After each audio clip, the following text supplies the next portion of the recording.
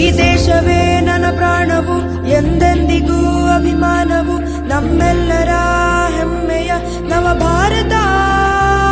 ನೀ ವಂದಿಸು, ಅಭಿನಂದಿಸು, ಗರ್ವದಿ ಆಲಂಗಿಸು, ಹೆಮ್ಮೆಯ ಶಿಖರವೇ ನವ ಭಾರತ.